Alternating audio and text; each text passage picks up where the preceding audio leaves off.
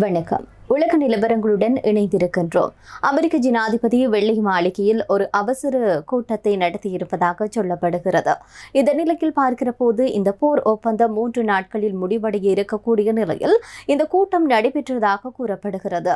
உலகளாவிய எண்ணெய் வர்த்தகத்திற்கு மிக முக்கியமான இந்த ஹார்முஸ் நீரிணை நேற்று மூடப்பட்டிருப்பதாக ஈரான் அறிவித்ததை அடுத்துதான் இந்த விடயம் தொடர்பாக பரபரப்பான விடயங்கள் எல்லாம் பேசப்பட்டுக் கொண்டிருந்தது. இந்த நிலையில் பார்க்கிற போது ஈரானுடைய ராணுவம் IRGC அமைப்பு தெரிவித்திருக்கக்கூடிய நிலையில தான் இரு நாடுகளுக்கு இடையிலான ஒரு பதற்றத்தை மேலும் அதிகரித்திருப்பதாக பார்க்கப்படுகிறது. ஈரான் விவகாரமானது தற்போது இந்த முக்கிய கட்டத்தை எட்டியிருப்பதாக அமெரிக்க அதிகாரிகள் தற்போது தெரிவித்திருக்கின்றனர். இதே நேரத்தில் பார்க்கிற போது அமெரிக்கா மற்றும் ஈரான் இடையே 2ஆம் கட்ட பேச்சுவார்த்தைகளுக்கு இதுவரை இறுதி திகதி இதுவரையில் வெளியாகவில்லை என்றும் கூறப்படுகின்றது. இதனால இரு நாடுகளுக்கு மத்தியில் கூடிய விரைவில் எந்தவிதமான முன்னேற்றமும் ஏற்படாவிட்டால் அடுத்த சில நாட்களில் போர் மீண்டும் தொடங்குவதற்கான வாய்ப்புகள் இருப்பதாக இது ஒரு அச்சத்தை ஏற்படுத்தி இருப்பதாக சொல்லப்படுகிறது. இதே நேரத்தில் ஜுரேனியம் முக்கிய விவாதமாக இருந்தது ஈரான் விடயத்தில். அந்த வகையில் இந்த ஜுரேனியம் செறிவூட்டல் மற்றும் செறிவூட்டப்பட்ட ஜுரேனியத்தை அமெரிக்காவிற்கு கொடுப்பது போன்ற விவாதங்கள் நடைபெற்றிருக்கக்கூடிய நிலையில் இந்த விவாதம் தோல்வியில் முடிவடைந்தது.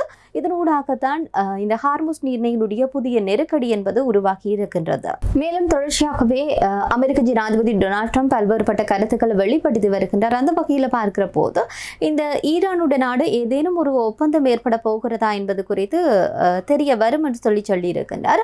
அதே நேரத்தில் அமெரிக்காவை ஹார்முஸை வைத்து எந்தவித சந்தர்ப்பத்திலையும் ஒரு பிளாக்மெயில் பண்ண முடியாது என்று சொல்லியும் டொனால்ட் ட்ரம்ப் தெரிவித்திருப்பதாக சொல்லப்படுகிறது. ஏற்கனவே டொனால்ட் ட்ரம்ப் இந்த போர் நிறுத்தம் ஏற்படுவதற்கான இல்லாட்டி இந்த போர் நீட்டிப்பு தொடர்பான இந்த வாய்ப்பும் இல்லை என்று சொல்லி அவர் ஒரு விமானத்தில் செய்தியாளர்கள் சந்திப்பின் போது இதை அறிவித்த பின்னர் நிலையில் இன்று மாலைக்குள் இறுதி முடிவு எடுக்கப்படும் என்று சொல்லி அறிவித்திருப்பதாகவும் தகவல் ஒன்று வெளியாகி இருக்கிறது. இதே நேரத்தில் ஈரான் நாடாளுமன்ற தேசிய பாதுகாப்பு ஆணையகத்தினுடைய தலைவர் வெளியிட்டிருக்கக்கூடிய அறிக்கையில் சொல்கின்ற போதும் ட்ரம்ப் தொடர்ச்சியாகவே தன்னுடைய ட்ரூத் சோசியல் மீடியா தளத்தில் அடுத்தடுத்து பதிவுகளை முன்வைத்திருக்கின்றார். இதற்கான ஒரு பதிலையும் கூட அவர் முன்வைத்திருக்கின்றார்.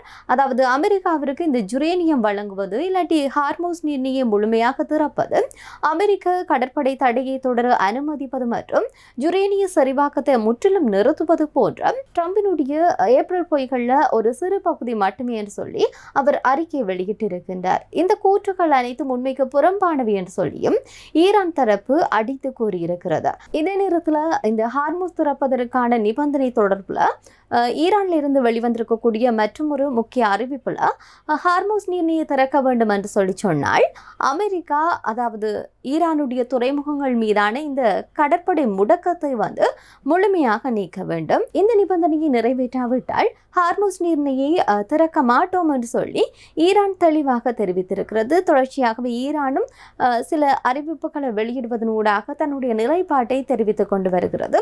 இதே நேரத்தில் 2ஆம் கட்ட பேச்சுவார்த்தை ஈரானுடைய வெளியுறவுத்துறை துணை அமைச்சரான சயீத் ஹதீப்ஷாதே அமெரிக்காவுடன் அடுத்தடுத்த சுற்று பேச்சுவார்த்தைக்கு இதுவரையில் எந்த தேதியும் நிர்ணயிக்கப்படவில்லை என்று சொல்லி அவர் அறிவித்திருக்கின்றார். இதே நேரத்தில் பார்க்கிற போது அமெரிக்கா தன்னுடைய அளவுக்கு அதிகமான கோரிக்கைகளையும் அதே நேரத்தில் அளவுக்கு அதிகமான ஆசைகளையும் கைவிட வேண்டும் என்று சொல்லி அவர் கடுமையான எச்சரிக்கை ஒன்றை வெளியிட்டிருக்கின்றார். இவை அனைத்தும் இந்த பேச்சுவார்த்தைகளுடைய முன்னேற்றத்திற்கு மிகப்பெரிய ஒரு தடையாக இருப்பதாகவும் கூறப்படுகின்றது. அதே நேரத்தில் ஈரான் துறைமுகங்கள் மீதான அமெரிக்காவினுடைய இந்த கடற்படை முடக்கம் என்பது ஒப்பந்தம் ஏற்படும் வரை தொடரும் என்று சொல்லி அமெரிக்கா திட்டவட்டமாக முன்வைத்திருக்கிறது.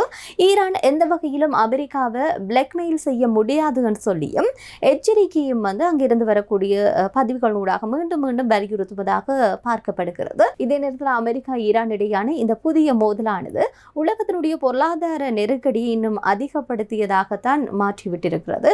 குறிப்பாக நேரடியாகவே இந்த எண்ணெய் வர்த்தகத்தில் மிக மிகப்பெரிய ஒரு பாதிப்புகளை ஏற்படுத்தி கொண்டிருக்கிறது.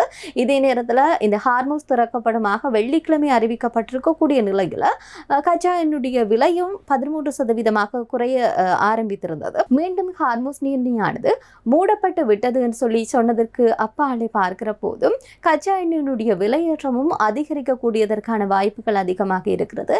எனவே இந்த ஒரு பேச்சுவார்த்தை ஒரு தீர்க்கமான முடிவை எட்டாமலே இல்லாட்டி அடுத்த கட்ட பேச்சுவார்த்தைக்கான ஒரு முடிவை எட்டாமலே போவதற்கு இந்த புதிய ஒரு முரண்நிலை காரணமாக அமைய பெற்றிருக்கிறது. எனவே இந்த ஒரு புதிய முரண்நிலையானது இனி அடுத்த கட்ட பேச்சுவார்த்தைக்கான ஒரு முட்டுக்கட்டையாக இருக்கிறது. நன்றி.